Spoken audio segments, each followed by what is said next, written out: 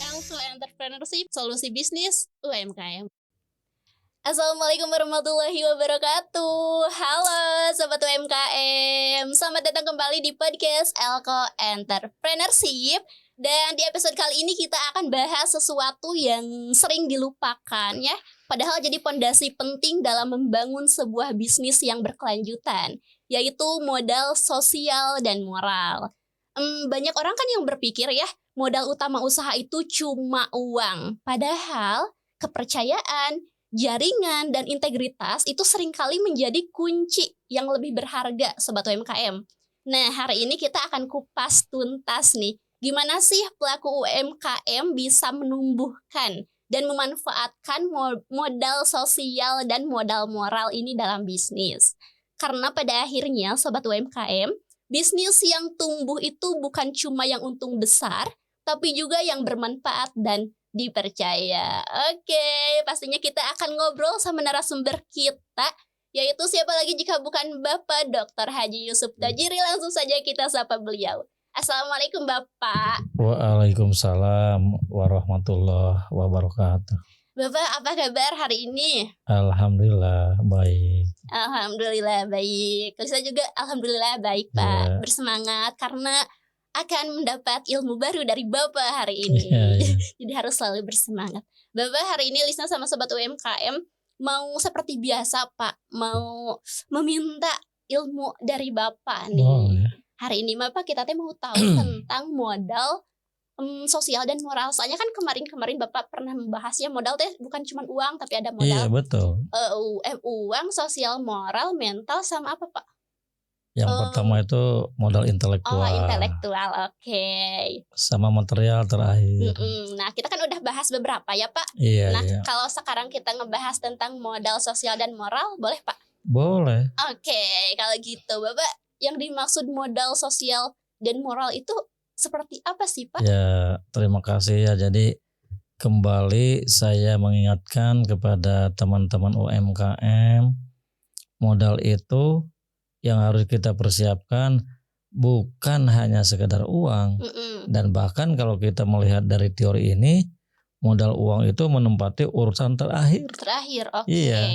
Yang pertama itu kan ada modal intelektual. Jadi setiap teman-teman UMKM harus dulu memiliki pengetahuan, keterampilan, sikap, pengalaman. Itu modal dasar yang harus dimiliki oleh setiap UMKM. Oke. Yang kedua, setelah kita membahas tentang modal intelektual, kita juga akan membahas tentang modal sosial dan moral. Oke. Modal sosial itu terdiri dari jaringan. Misalnya hubungan kita sesama kita, hubungan kita dengan kelompok lain, atau kelompok dengan kelompok. Jadi kalau misalnya dalam bisnis ada yang namanya C2C, B2C, B2B. Iya. Apa itu teh? Jadi berhubungan dagang dengan end user, berhubungan dagang dengan pelaku dagang atau pelaku bisnis, berhubungan dagang dengan pabrik-pabrik. Ya, jadi ada 3 model hubungan yang harus kita bina. Kemarin kita sudah membahas tentang relasi, itu juga sama, merupakan salah satu network yang harus kita jaga, pelihara supaya kita memiliki modal kepercayaan dari mereka. Jadi modal sosial itu terdiri dari jaringan-jaringan yang harus kita bangun. Setelah bangun kita pelihara. Kenapa harus dipelihara? Supaya berkembang. Jadi kita harus menjaga hubungan baik dengan siapapun. Dengan siapapun. Iya, kalau misalnya bicara bisnis tentu kita harus membangun hubungan baik dengan konsumen. Dengan pemasok, dengan investor dan lain-lain. Modal sosial selain merupakan network atau jaringan yang harus kita bangun, juga merupakan kepercayaan yang kita dapatkan dari pihak luar. Kenapa misalnya orang percaya kepada kita, ternyata kita memang komitmen selalu menjaga dan menjunjung tinggi nilai-nilai moral. Kalau dalam bisnis, nilai moral itu tentu kita butuhkan. Seperti misalnya tentang komitmen, tentang integritas, tentang kejujuran. Jadi komponen-komponen moral itu semuanya memang berdasarkan kepada nilai-nilai. Nilai itu baik bersumber dari agama kita, dari adat, atau juga dari negara. Jadi semua nilai-nilai yang tergandung pada agama, adat, dan negara harus kita praktekkan. Supaya apa? Dalam mempraktekkan tentu kita akan membangun kepercayaan. Kalau misalnya kita selalu komitmen, kita selalu jujur, kita selalu integritas, kita selalu bertanggung jawab, tentu semua orang akan senang bergaul dengan kita, berhubungan dengan kita. Yang ketiga juga modal sosial itu selain dibangun oleh network, kemudian trust, juga oleh norma-norma. Ya, norma-norma itu merupakan kesepakatan bersama yang harus kita junjung tinggi supaya hubungan baik itu tetap jadi kuat. Kenapa kuat? Karena kita berpedoman kepada norma-norma, satu sama lain tidak boleh merugikan. Itu modal sosial ya. Nah, modal sosial yang sudah kita bahas tadi ternyata merupakan produk akhir dari modal moral. Kita sebagai manusia tentu harus bermoral. Artinya kita punya nilai-nilai yang membuat orang nyaman kalau berhubungan dengan kita. Atau dengan kata lain kita orang baik. Indikator baik misalnya kalau dalam sifat-sifat kenabian kan ada amanah. Ada tabligh, ada fatona, ada sidik. Nah, sifat-sifat itu kalau dipraktekkan dalam kehidupan sehari-hari tentu akan menimbulkan kenyamanan bagi semua orang. Jadi orang itu percaya. Nah, kepercayaan dari banyak orang itu karena kita senantiasa mempraktekkan nilai-nilai moral tinggi, tentu ini menjadi selain modal moral akan memberikan modal sosial. Ada pengakuan dari masyarakat kita memang pantas dijadikan partner usaha. Nah, ini yang harus kita bangun ya teman-teman semua. Jadi sekali lagi kita jangan serta-merta mengatakan modal itu identik dengan uang. Uang memang betul kita butuhkan, tetapi sebelum uang itu yang harus kita bangun, tentu kemarin kita bicara tentang ilmu ya. Yang kedua modal moral, karena moral ini akan membangun modal sosial. Dan itu memang sifatnya bisa menjadi modal fundamental dalam kehidupan apapun termasuk bisnis. Begitu ya. Bapak meskipun kemarin kita sempat membahas tentang relasi nih Pak, tapi boleh gak sih Pak dibahas kembali nih karena Bapak barusan kan tentang modal sosial itu di mana harus membangun atau menumbuhkan jaringan-jaringan ya Pak. Nah betul. Bapak gimana sih cara membangunnya maksudnya biar banyak jaringannya? Iya, contoh begini ya. Kita untuk membangun modal sosial itu salah satunya harus memiliki kemampuan membangun jaringan network atau membuat relasi. Satu, kalau misalnya dalam bisnis itu sebetulnya ketika kita ingin berbicara tentang profit tergantung sejauh mana perusahaan bisa membangun hubungan baik dengan konsumen. Jadi kalau berbicara hubungan baik dengan konsumen tentu ada yang namanya customer focus. Kita itu harus fokus kepada apa yang dibutuhkan, apa yang diinginkan, apa yang diminta oleh konsumen. Kalau kita fokus kepada itu semua, tentu konsumen akan merasa puas. Kalau puas, tentu konsumen itu akan menjadi loyal. Kalau loyal, konsumen akan menganggap kita itu bagian dari kehidupan mereka. Berarti hubungan baik kita itu memang terpatri kuat. Jaga. Yang kedua, dengan para supplier. Karena setiap produksi tentu kita kan membutuhkan input produksi.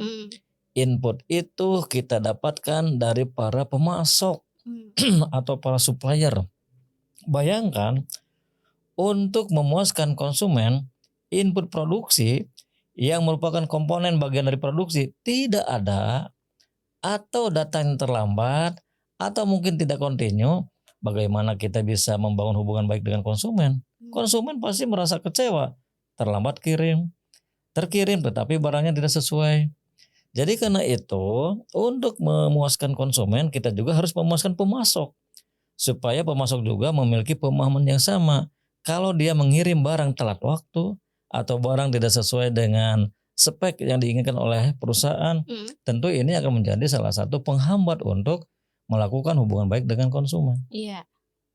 Yang ketiga, kita juga harus membina hubungan baik dengan pemerintah. Supaya apa? Karena kalau misalnya pemerintah tidak memberikan legalitas, berarti usaha kita itu kan ilegal, tidak memiliki izin-izin. Yeah. Jadi kita juga harus berhubungan dengan pemerintah. Bagaimana kita misalnya bisa membayar pajak, bagaimana apalagi kita bisa melakukan CSR, itu kan salah satu bentuk hubungan dengan pemerintah. Yeah. Yang keempat, kita juga harus berhubungan baik dengan komunitas. Itu kan bagian dari masyarakat. Ada masyarakat, ada juga komunitas masyarakat tertentu seperti LSM. Kita harus membina hubungan baik dengan mereka. Kalau misalnya kita tidak baik, mereka bukan menjaga pabrik kita, mereka bukan melindungi pabrik kita, tapi mereka tentu akan menghancurkan pabrik kita karena kita ternyata tidak bisa berkontribusi terhadap masyarakat. Jadi kita harus selalu membuat hubungan baik dengan komponen-komponen tadi, dan itu merupakan bagian dalam membentuk network. Berarti itu berlaku untuk semua Pak istilahnya tuh, untuk semua kalangan, maksudnya tuh termasuk pelaku UMKM yang baru merintis juga bisa melakukan itu ya? Ya, kalau UMKM baru merintis, paling tidak pengetahuan tentang hubungan dengan pihak-pihak eksternal itu sudah dia kuasai. Cuma mungkin prakteknya belum terlaksana karena dia itu kan baru merintis. Iya. Tapi paling tidak ada pikiran-pikiran ke sana. Saya ingin merintis usaha ini, tetapi usaha ini memberikan manfaat bukan buat masyarakat banyak. Nah, itu yang harus kita pikirkan. Dan tentu Podinis juga saya pikir sudah sampai ke sana, dia memikirkan tentang ekses dari kegiatan usaha dia. Karena dia kan ingin berkelanjutan. Iya. Oke. Tapi Bapak kenapa ya Pak selama ini gitu banyaknya teh orang-orang atau pelaku usaha teh fokusnya teh pada modal uang atau aset fisik? Kenapa gitu enggak modal sosial dan modal moral ini sering terabaikan? Apakah kurang edukasi, kurang pengetahuan atau gimana tuh Pak? Menurut Bapak? Bisa jadi dia kurang mendapatkan informasi dari orang-orang yang selama ini misalnya kita anggap yang lebih senior, yang lebih berpengalaman, yang lebih bisa. Jadi prinsipnya bagi teman-teman yang senior, yang sudah berpengalaman dan sudah terbiasa menjalankan usaha, pengalaman itu juga share kepada teman-teman UMKM. Siapa tahu mereka bisa berprestasi lebih daripada kita. Betul, seperti Bapak. Nggak tahu, kalau saya mah kayaknya belum sukses. Aduh, Bapak merendah untuk meroket nih ya teman-teman. Oke, nah Bapak, tapi Bapak pernah ini gak sih Pak, pernah lihat gitu contoh nyata gitu Pak, mungkin ada teman Bapak gitu yang pengusaha juga yang mana sukses dengan lebih mementingkan modal sosial dan moral gitu dibanding uang gitu? Saya pikir banyak ya, karena saya juga merupakan bagian dari entitas bisnis. Seringkali menjumpai orang-orang yang sukses karena dia mampu membangun hubungan dengan pihak eksternal. Atau dengan kata lain dia tuh rajin memberikan CSR, termasuk orang yang taat dalam memberikan pajak, termasuk orang yang selalu mengeluarkan zakat. Kebiasaan baik itu justru mendapatkan apresiasi positif dari masyarakat banyak. Kalau masyarakat banyak sudah menilai bagus, tentu ini menjadi modal. Jadi mereka masyarakat akan mendukung kita, akan memberikan support kepada kita, akan selalu berbuat baik kepada kita. Dengan demikian usaha yang kita lakukan tentu mendapatkan kenyamanan, ketenangan. Jadi sebaiknya memang teman-teman yang sudah punya pengalaman banyak, yang sudah merasa sukses, bagikan pengalaman dan juga pengetahuan tentang kesuksesan itu kepada banyak orang juga, supaya mereka juga tahu bagaimana caranya untuk mendapatkan kesuksesan dalam dunia bisnis. Oke. Bapak tadi kan Bapak sempat membahas ya tentang menjaga hubungan baik nih Pak ya. Iya betul. Tantangan utama nih Pak dalam menjaga hubungan baik itu dengan mitra, dengan pelanggan ataupun dengan mungkin komunitas sekitar, apa sih Pak tantangannya? Ya mungkin dalam situasi tertentu niatan untuk membangun hubungan baik itu senantiasa terganggu. Kenapa? Di situ ada kepentingan-kepentingan yang bermunculan. Nah, ketika kepentingan-kepentingan yang bermunculan, mungkin kita harus bisa mengevaluasi mana kepentingan yang sifatnya itu pribadi, mana kepentingan yang sifatnya itu bisa menyangkut masalah orang banyak. Nah, ini kita harus legowo, harus mengedepankan kepentingan orang banyak di atas kepentingan kita.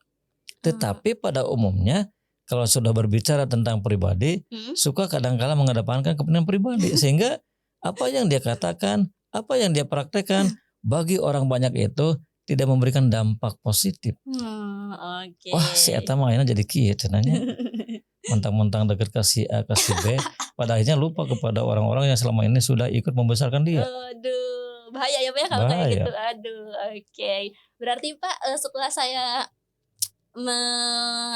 barusan ya dengar dari Bapak gitu mencoba memahami berarti ini tentang sosial dan moral ini berarti berhubungan dengan etika ya Pak. Betul. Nah Pak, di persaingan bisnis yang makin ketat ya Pak, makin hari makin ketat, apakah etika bisnis masih dianggap penting nggak Pak?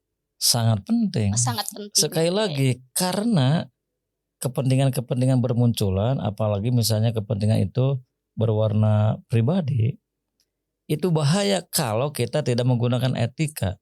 Kadang-kala mungkin musuh harus kita enyahkan, harus kita musnahkan. Kan seharusnya musuh itu ajak untuk berkolaborasi, bekerja sama. Nah itu kepentingan yang memperhatikan juga kepentingan orang lain.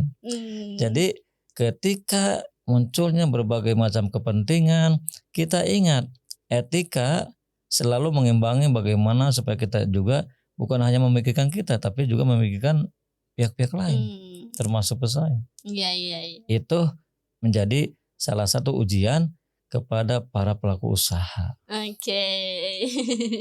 Nah itu ya sobat UMKM. Nah karena Bapak barusan nih Pak membahas tentang pesaing ya Pak, kompetitor itu harusnya diajak kolaborasi nih Pak. Saya jadi keingat waktu itu Bapak juga pernah membahas ini. Jadi saya keinget waktu itu mau bertanya Pak, Bapak boleh gak sih dicontohin maksudnya kolaborasi gimana produknya contoh begini atau gimana? Satu ketika kita mendapatkan order yang kemampuan kita itu tidak bisa memenuhi. Daripada misalnya order itu lari ke sana kemari, lebih baik order itu kita berikan kepada pesaing. Satu. Yang kedua, bisa jadi ketika kita mendapatkan order, kita tidak memiliki salah satu komponen. Pesaing memiliki. Nah, kita berkolaborasi dengan pesaing. Contoh misalnya kalau kita perhatikan dalam dunia industri penyamakan kulit, ada yang memiliki mesin-mesin tertentu yang mana orang lain atau kita katakan pesaing tidak memiliki. Tetapi ketika pesaing yang tidak memiliki mesin tersebut membutuhkan, nah ini bisa berkolaborasi. Oke. Daripada contoh misalnya saya punya mesin di mana orang lain tidak punya mesin ini, tapi ketika misalnya mereka membutuhkan, ya kenapa tidak? Nah disinilah salah satu modal sosial yang harus kita kedepankan. Kita bisa maju bersama. Iya betul. Daripada bersaing ya Pak ya. Iya. Mending kolaborasi. Iya. Oke. Nah Bapak mungkin ini pertanyaan terakhir nih Pak. Dalam nilai moral nih Pak, gimana sih Pak cara menanamkan nilai moral ke tim gitu Pak, dalam tim atau karyawan UMKM biar sejalan sama visi misi itu? Jadi nilai moral itu harus kita tanamkan kepada para karyawan sejak dini. Artinya ketika kita merekrut karyawan, semua misi visi, kemudian untuk menjalankan misi visi itu butuh nilai-nilai etika, sampaikan juga. Tapi bukan hanya sekedar disampaikan, diberikan contoh oleh para pemimpin supaya tim itu juga mencontoh apa yang pemimpin lakukan. Kan ternyata pemimpin idola itu ketika dia mampu menggerakkan karyawan bekerja penuh dengan keikhlasan. Kenapa? Pemimpin memberikan contoh baik. Iya. Kalau pemimpin memberikan contoh yang tidak baik, tentu tim itu sukar terbentuk dengan solid. Iya. Wah, pemimpin saya jaga begitu, apa-apaan kita misalnya bersatu untuk sama-sama mencapai tujuan. Gitu kan. Okay. Jadi semuanya kembali kepada figur pemimpin. Apakah dia mampu menggerakkan orang-orang dengan praktek-praktek kerja dia sebagai seorang pemimpin, melakukan hubungan baik dengan semua orang dalam semua bagian. Dia selalu bekerja sama, begitu. Iya. Oke, Bapak, karena barusan Bapak membahas tentang pemimpin nih Pak, sebetulnya Pak yang lebih penting dari seorang pemimpin itu menyampaikan atau mencontohkan? Jadi pemimpin itu kan fungsinya pertama mengarahkan, kedua mempengaruhi, ketiga memotivasi. Mengarahkan, mempengaruhi, memotivasi, satu bisa dia sampaikan dengan lisan, tetapi paling efektif dia sampaikan dengan amal perbuatan dia sebagai seorang pemimpin ketika menggerakkan karyawan. Oke. Mengarahkan, dia juga ikut mengarahkan. Jadi sama-sama untuk menyelesaikan pekerjaan, dia juga ikut membantu, mensupport, memotivasi. Jadi semuanya itu memang harusnya berangkat dari pemimpin. Harus berangkat dari pemimpin ya Pak ya. Jangan tiasa nate pemimpin teh cuman nyuruh aja gitu ya Pak. Atau itu mah tidak baik. Tidak baik. Jadi yang baik mah pemimpin yang langsung mencontohkan, membantu, mensupport ya Pak. Pemimpin yang selalu berpartisipasi dengan semua orang dalam kegiatan usaha itu dalam rangka mencapai tujuan. Gitu. Oke Sobat UMKM, akhirnya di episode hari ini ya kita udah banyak membahas tadi tentang modal sosial dan moral nih bersama narasumber kita. Bapak, sebelum kita tutup episode hari ini, Bapak ada lagi gak yang mau disampaikan? Saya ingin menyampaikan kepada teman-teman semua, bisnis itu bisa dibangun, bertahan, dan terus berkembang manakala selain modal intelektual juga kita harus mempraktekkan modal sosial yang dibangun oleh nilai-nilai moral kita selama ini. Begitu. Oke, Bapak, terima kasih untuk hari ini sudah berbagi ilmu. Bapak sehat-sehat. Kita ketemu lagi ya Pak di episode selanjutnya. Oh iya, terima kasih. Oke, buat Sobat UMKM juga terima kasih yang sudah menonton episode hari ini. Semoga apa yang disampaikan Bapak, apa yang diperbincangkan oleh saya dan Bapak dapat bermanfaat bagi Sobat UMKM. Jangan lupa untuk subscribe channel YouTube Elko Entrepreneurship, terus juga aktifin tanda loncengnya ya biar enggak ketinggalan video-video terbaru. Terus juga jangan lupa untuk like video ini, kasih tahu teman-teman bahwa di YouTube ada salah satu channel yang membahas tentang UMKM. Terus juga komen di bawah nih buat Sobat UMKM yang punya pertanyaan mungkin terkait bisnisnya, nanti akan saya bantu sampaikan ke Bapak. Mungkin sekian untuk episode hari ini. Terima kasih yang sudah menonton. Saya Lisna Gustiani pamit undur diri. Elko Entrepreneurship, solusi bisnis UMKM. Wassalamualaikum warahmatullahi wabarakatuh.